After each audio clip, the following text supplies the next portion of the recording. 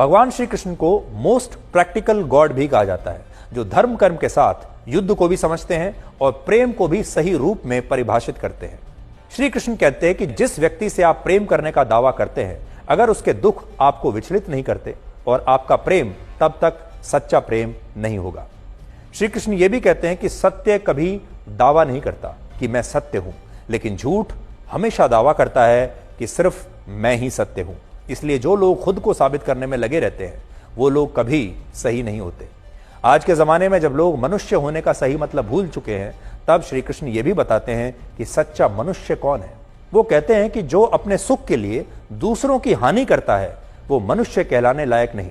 मनुष्य वो होता है जो अपने स्वार्थ का त्याग करके दूसरे का हित करे और उसे कभी नुकसान ना पहुंचाए।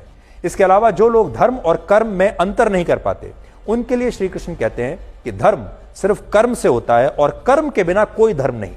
अगर आप ऐसा सोचते हैं कि कर्म किए बिना आपको सब कुछ मिल जाएगा, तो आप भटक चुके हैं। भगवान श्री कृष्ण का जीवन रिश्ते निभाने की भी सीख देता है और वो यही कहते हैं कि सांसारिक इंसान की सबसे बड़ी पूंजी होती है रिश्ते। अगर किसी के पास रिश्तों की अमानत नहीं है, तो वो इंसान संसार के लिए गैर जरूरी है। इसलिए अपने रिश्तों को दिल से जीना चाहिए, दिमाग से नहीं। और श्री कृष्ण को माखन चोर भी कहते हैं, इसलिए माखन चोर होने के साथ